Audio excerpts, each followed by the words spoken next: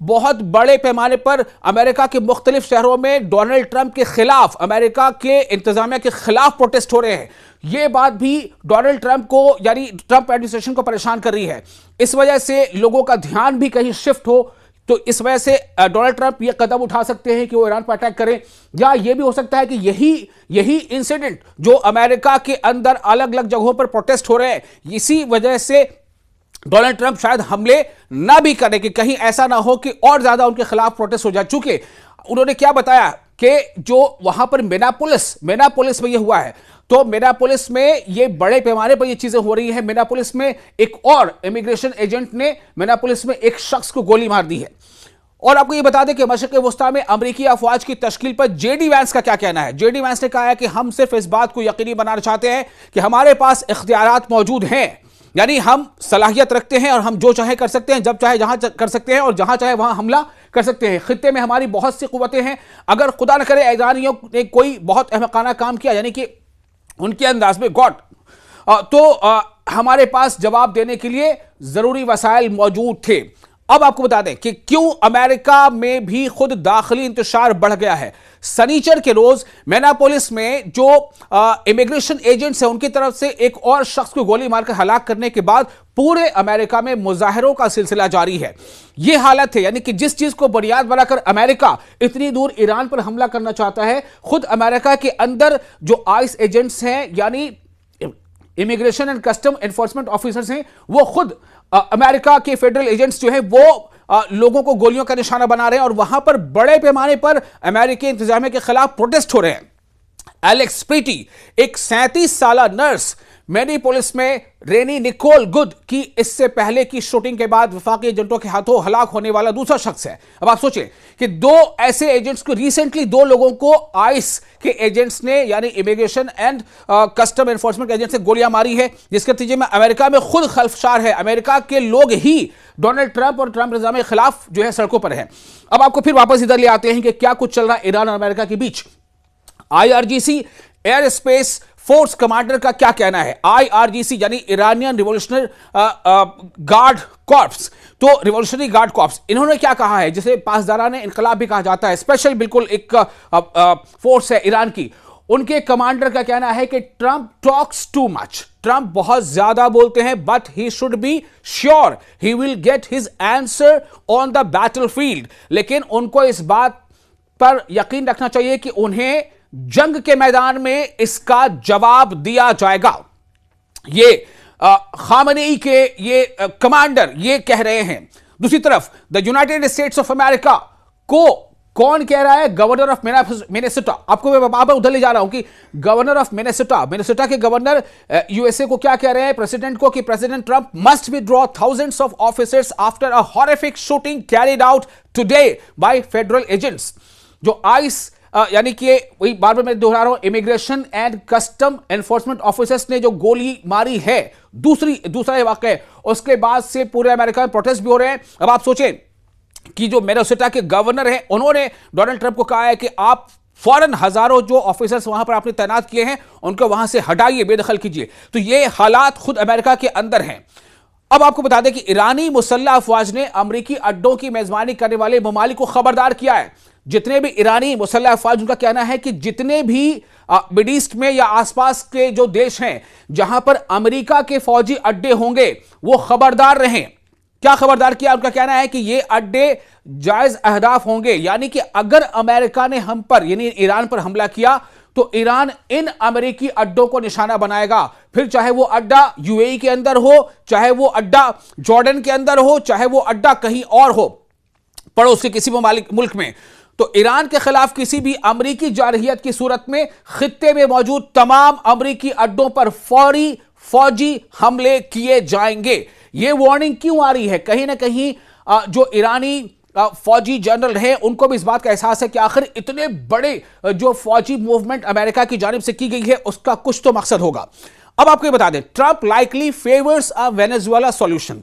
Trump क्या कर सकते हैं? डोनाल्ड ट्रंप के बारे में ऐसा माना जा रहा है, जो मुबस्सरीन हैं, जो पूरी इन चीजों पर नजर रखते हैं, उनका कहना है कि ऐसा माना जा रहा है कि डोनाल्ड ट्रंप जो है, जिस तरह से वेनेजुएला का उन्होंने एक हल निकाला, यानी जबरदस्ती वाला हल, शायद उसी तरह का कोई हल वो चाहते हैं कि ईरान में करे, namely a show of military might and threats, यानी कि अपनी फौजी ताकत का एहसास कराना और एक तरह से धमकी देना और अपना अपना असर रसूख कायम करना और धमकाना, followed by a quick deescalation, और उसके नतीजे में क्या होगा कि फौरन फिर जो है वहां से डीएस्केलेट करना चीजों को, जैसे वेनेजुएला में हुआ, काफी हाइप हुआ क्या अचानक एक ऑपरेशन किया गया और वेनेजुएला के सदर को और उनकी जो फर्स्ट लेडी उनको वहां से उठाकर ले आया गया, अमेरिका हिरासत में ले आया गया। तो जैसा कि उन्होंने अडॉप्ट किया था जून 25 में, तो बॉम्बिंग कैंपेन की थी, जैसे अचानक ईरान पर हमला कर दिया था अमेरिका ने और कहा था कि B-2 बॉम्बर से हमने पूरे जो न्यूक्लियर के जितने भी इंस्टॉलेशंस थे जहां पर न्यूक्लियर का अफजूदगी हो रही थी, उसे हमने जो है बर्बाद कर दिया, तबाह कर दिया, ये कहना था। तो ये भी एक क्विक रिस्पांस था। तो क्या इसी तरह का कोई, यानी कि बहुत तेज हमला और बहुत थोड़े वक्फे के लिए हमला अमेरिका कर सकता है, ऐसा मानना है कई मुबस्सरीन का। साथ ही ये भी बताया जा रहा है कि डोमेस्टिक फैक्टर जो है अमेरिका में, जैसे मैंने पहले आपको बताया कि अमेरिका में कई अलग अलग मुद्दों को लेकर के खुद ट्रंप इंतजामिया के खिलाफ प्रोटेस्ट हो रहे हैं। उनमें से एक बड़ा मुद्दा यही है कि जो फेडरल एजेंट्स है, यानी कि इमिग्रेशन एंड कस्टम जो एनफोर्समेंट ऑफिसर्स है, उन्होंने जो गोलियां मारी है इमिग्रेशन के नाम पे और इलीगल माइग्रेंट के नाम पे लोगों को, उसको लेकर के काफी उबाल है। तो मुबस्सिर का यह कहना है कि Trump decision not to strike include a probable increase in the price of oil which would hurt Trump's own voters in the run up to this years crucial mid term elections. Deep divisions on this issue opinion by ये एक काफी बड़े माहिर मुबस्सिर हैं, उनका नाम है Elon Gabon. उन्होंने ये बात कही है कि अगर मिड ईस्ट में इस तरह कोई हमला होता है तो पूरे मिड ईस्ट में उथल पुथल मच जाएगी और नतीजा क्या होगा कि ऑयल यानी जो कच्चा तेल है उसकी कीमत अचानक बहुत बढ़ जाएगी, जिससे खुद अमेरिका के अंदर भी थोड़ी अफरा तफरी का माहौल हो सकता है। तो ये हालात है। एक और आपको अपडेट दे दूं, ताजा वाकये में एक खबर ये आ रही है कि इसराइल क्या कर रहा है इन दिनों। इसराइल अपनी हरकत से बाज नहीं आ रहा है। ताजा वाकये में कुछ घंटों कबल की खबर है कि इस्राएली ड्रोन ने जुनूबी लेबनान के जिला तायर के इलाके बारिश में एक गाड़ी को निशाना बनाया। मकामी ज़राए के मुताबिक जुनूबी लेबनान के जिला तायर की बारिश पर आज के इस्राएली ड्रोन हमले का निशाना एक उस्ताद मोहम्मद अल हुसैनी था। उसके सामान में से एक रियाजी का क्विज मिला, सोचें मैथ्स का। इसराइल ने जुनूबी लेबनान में 2 अफराद को हलाक कर दिया है और मशरक़ी लेबनान के बीका में नबी चित पर भी हमला किया है, जो जगह का नाम है। एक और अहम खबर आपको दे दें कि इलीगल ज्यूइश सेटलर्स जो हैं, जो जिनको यहूदियों ने जबरदस्ती वहां पर इसराइल ने बसाया है फलस्तीनियों की जमीन पर, तो वो इलीगल ज्यूइश सेटलर्स हैं, वो टारगेट कर रहे हैं पैलेस्टीनियन को और उन्होंने बच्चों को टारगेट किया है। वेस्ट बैंक के हेब्रॉन में इतवार को ये जो वाकया हुआ है, settlers ran over the child Abul Karim Musa al Adra और फिजिकली असॉल्टेड एंड चाइल्ड सलाह इस्माइल अल अदरा इन मसफर यत्ता जगह का नाम है। वहां पर जो यहूदी आबादकार उन्होंने फिलिस्तीनी बच्चों की बात आ रही, बच्चों को काफी जो है टॉर्चर किया है। ये हेब्रॉन के साउथ में है, in the occupied West Bank. ये वेस्ट बैंक में सब कुछ हुआ है। ये रिपोर्ट किसकी? द क्रेडल की रिपोर्ट है, आपको हम दे रहे हैं। एक और अहम खबर, Iran supreme national security council has approved the resumption of internet services in the near future. ये द ग्लोब ऑब्जर्वर इस खबर को शाया कर रहा है कि वहां पर इंटरनेट की बहाली जल्द ही होने वाली है। President Trump warns the US will impose a 100% tariff on all Canadian goods if Canada makes a deal with China Globe। देखिए ये पूरे मामले का मामला कहीं ना कहीं ये चाइना रशिया से जुड़ा है। रशिया जिस तरह से अडमेंटली यूक्रेन पर लगातार हमले करता चला जा रहा है, चाइना की जो बहुत गुपचुप पॉलिसी चली आती है चाइना के बारे में, चाइना ज्यादा शोर नहीं मचाता लेकिन वो चुपचाप बहुत सारे काम ऐसे करता जाता है। तो चाइना को भी कहीं ना कहीं निशाने पर लेना है। और जिस तरह से कनाडा के पीएम ने डोनाल्ड ट्रंप के खिलाफ बातें की हैं, उसके बाद प्रेसिडेंट ट्रंप ने वार्न किया है, वार्निंग दी है कि अगर कनाडा ने चाइना के साथ ट्रेड डील किया तो अमेरिका 100% टैरिफ कनाडा पर लगा देगा। यह एक तरह से धमकी दी गई है कनाडा को ताकि वो चीन से डील ना करे। Russia strikes Ukraine as talks with US to end war continue. इसी बीच खबर भी आ रही है कि रशिया ने यूक्रेन पे फिर से ताजा हमले कर दिए हैं। एक तरफ यूएस के साथ रशिया की बातचीत चल रही है और यूक्रेन पर हमला भी हो रहे हैं। तो बहुत सारी चीजें एक दूसरे से मिली हुई हैं। इसराइल को लेकर एक बड़ी खबर क्या है, ये ब्रेकिंग न्यूज आपको दे रहे हैं। बेल्जियम का नाम आपने सुना होगा। Belgium bans aircraft carrying weapons और military gear to Israel from its air space और स्टॉप्स। कहीं पर भी बेल्जियम के एयर स्पेस से होकर कोई भी ऐसा जो है वो एरोप्लेन या कैरियर नहीं गुजरेगा जिसमें इसराइल को पहुंचाने वाली उसमें हथियार या सामान होंगे। तो या ना तो वो बेल्जियम के एयर स्पेस से गुजर सकता है, ना किसी एयर स्पेस स्टॉप से गुजर सकता है। ये वो तमाम खबरें आपको हम बता रहे हैं। तो कुल मिलाकर हालात अभी ये बन रहे हैं, जो इशारे आ रहे हैं कि बहुत ही ज्यादा इस बात के इम्कान है कि जिस तरह से इसराइल और अमेरिका की एक्टिविटी देखी जा रही है कि 24 से 48 घंटे के अंदर ईरान पर शायद कोई अटैक हो इसकी तरफ से, अमेरिका की तरफ से। इसी बीच आपको एक बात खबर यह भी दे दें कि जो सबमरीन्स हैं ईरान के, उसके बारे में खबर यह है कि वो सबमरीन को ईरान ने अब मूवमेंट देना शुरू कर दी है।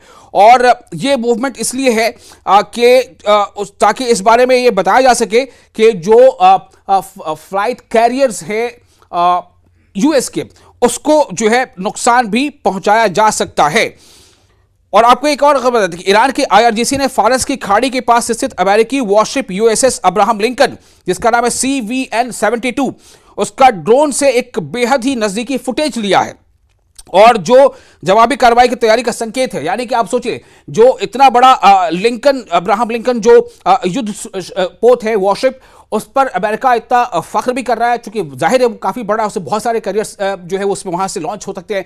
तो उसका बहुत ही क्लोजली एक ड्रोन से फुटेज लिया है और ड्रोन से लिया हुआ फुटेज जारी किया है ईरान ने। इसका मतलब है कि ईरान की नजर है वॉरशिप पर। तो ये कहीं ना कहीं एक तरह से वो इस बात का इशारा है कि अगर आप जो है कुछ ऐसा करने जा रहे हैं तो हमारी भी तैयारी है।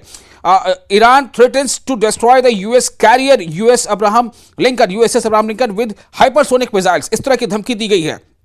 ये तमाम वो खबरें सामने आ रही है कि ये बता रहे हैं कि हालात जो है मिड ईस्ट में वो काफी बिल्कुल एकदम कहते हैं ना कि विस्फोटक हो गए हैं और किसी भी वक्त अगले 24 घंटे में या 48 घंटे में जो है कोई इस तरह की आप खबर सुन सकते हैं कि स्ट्राइक हो गया है, हमला हो गया है। और एक खबर ये भी आ रही है कि Iran issues an emergency.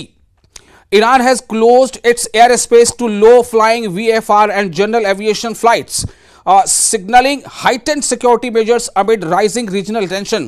Low frequency पे airspace उसका कोई ना उड़े, इस बारे में ईरान ने जो है ये जारी कर दिया है। ईरान हैज क्लोज, इस एयर स्पेस को उसने बंद कर दिया है। तो ये एक बहुत बड़ी खबर है। ये तमाम चीजें इस तरफ इशारा कर रही हैं कि किसी भी वक्त अमेरिका अटैक, हालांकि मैंने आपको दोनों का बयान सुनाया, पढ़ के बताया कि डोनाल्ड ट्रंप ने भी कहा है और जेडी वांस ने भी कहा है कि हमने पूरी तैयारी सिर्फ इसलिए की है कि हम दिखा सके कि वी आर कैपेबल, हम काबिल हैं, हमारे पास सलाहियत है, लेकिन हम करीब से नजर बनाए हुए हैं। और अगर कोई भी नादानी ईरान की तरफ से किया गया, जो अपने अल्फाज उन्होंने कहा कि कोई नादानी की गई, तो हम जो है एहसास करा देंगे कि हमारी तैयारी क्या है। और बहुत सारी ऐसी खबरें वहां पर अभी जो डेवलपमेंट्स आ रही हैं वो ये बता रही हैं कि कुछ भी हो सकता है। जो मैंने आपको पहले बताया कि ये जो सबमरीन है, जिनको आप कहते हैं पनडुब्बी सबमरीन का मूवमेंट ईरान ने शुरू कर दिया है। ये काफी अहम है। इसका मतलब क्या है कि आप अमेरिका अगर इतनी दूर से चल के ईरान के इर्द गिर्द आ रहा है, घेरा तंग कर रहा है, तो क्या उसे ईरान को अपनी दिफा का इख्तियार नहीं है? बिल्कुल है। तो ये बात है। और साथ ही आपको ने ये बताया कि देखिए किस तरह से खुद अमेरिका जो है वो परेशान हाल है अपने अंदर हो रहे मुजाहरों से, प्रोटेस्ट से। तो ये बहुत अहम है। और अब बस ये देखना होगा कि क्या वाकई जो ये वाकई अमेरिका हमला कर देगा। एक तरफ देखिए, एक तरफ यूएसए अपनी औकात ईरान को दिखाने पर अड़ा है, लग रहा है, तो ईरान भी पीछे नहीं हटने वाला। यूएस ने अपना स्ट्राइकर ग्रुप अब्राहम जहाज गल्फ ऑफ ओमान में खड़ा कर दिया है। ईरान ने तुरंत संदेश दिया है कि हम इसको हाइपरसोनिक मिसाइल से एक झटके में गिरा देंगे। इसके लिए उस वीडियो फुटेज में जारी किया गया है, ड्रोन से ली गई तस्वीर। और ईरान ने ऐसा किया तो अमेरिका को वो झटका होगा जो किसी भी न्याय तक देखा नहीं है, क्योंकि इससे पहले उस पर हुआ नहीं है। तो कुल मिलाकर ईरान ये सिग्नल दे रहा है कि हम झुकने को तैयार नहीं है। तो ये क्या वाकई Iran has vowed to destroy the US carrier? अब सवाल ये पैदा होता है कि क्या होगा, क्या हमला हो जाएगा? और this is why no country will invade America. अब देखिए बहुत ज्यादा जो मूवमेंट है ना, ये सच बता रहा हूं आपको कि अमेरिका ने अपने मतलब मैक्सिमम ताकत, यूं कह लें कि हर तरह की, यानी कि नेवी या एयरफोर्स या फिर ग्राउंड लेवल फोर्स, तीनों को वहां पर इकट्ठा कर दिया है। सवाल सिर्फ यह है कि आखिर अमेरिका अगर ईरान पर हमला करता है तो दुनिया को वो क्या बताएगा उसने हमला क्यों किया। लेकिन बहुत क्रूशल है, हो सकता है कि पूरे मिड ईस्ट में एक तरह से ये जंग की आग भड़क जाए।